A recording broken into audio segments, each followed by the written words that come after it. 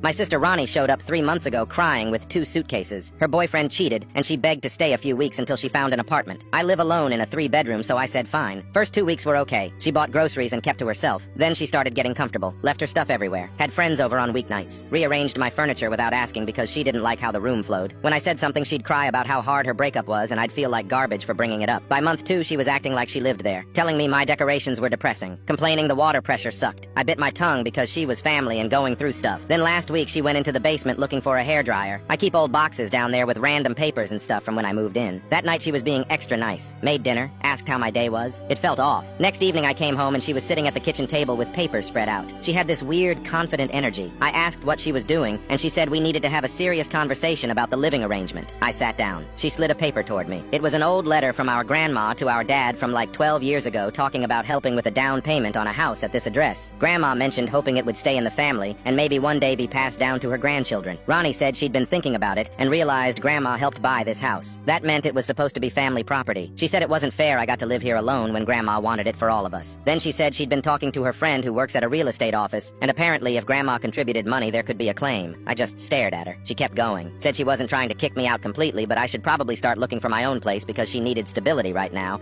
and this house was technically partially hers. She'd give me till the end of the month. I asked if she was being serious. She got defensive and said she wasn't trying to be mean, but facts were facts, and maybe I should have told her about Grandma's involvement from the beginning. I went upstairs and grabbed my folder from the closet, came back down and put my mortgage papers on the table, the deed with only my name, the bank statements showing I'd been paying the mortgage for 4 years. I told her Grandma gave Dad $2,000 toward the down payment as a gift. I paid the other $18,000 myself. I paid every single mortgage payment. The house was 100% legally mine. Her face changed. She picked up the deed and read it, started saying her friend must have misunderstood. I said her friend didn't misunderstand anything. Ronnie made an assumption based on an old letter and decided she could take my house. She backtracked fast, said she wasn't trying to take anything. She just thought maybe we could share it since we were both Grandma's grandkids. I told her 30 seconds ago she gave me a deadline to move out. She said I was twisting her words. I told her to pack her stuff and be out by morning. She immediately started crying, said she had nowhere to go and I was being cruel over a mistake. I said the mistake was trying to kick me out of my own house. She said she'd pay rent and we could forget this happened. I said no. She already showed me what she'd do the second she thought she had power over me. I wasn't living with someone who'd try to evict me. She called our mom, sobbing. Mom called me an hour later saying Ronnie was just confused and I was being too harsh. I asked Mom if someone tried to steal her house, would she let them keep living there? Mom said that wasn't the same thing. I said it was exactly the same and hung up. Ronnie packed that night, kept slamming things and muttering about how I was being dramatic. She tried apologizing at the door, but it sounded more like she was mad I didn't fall for it. She left around 11 with everything stuffed into garbage bags. I changed the locks the next day. Cost me $80, but I wasn't risking her still having a key. She texted me 3 days later saying I ruined everything over a simple misunderstanding. I didn't respond.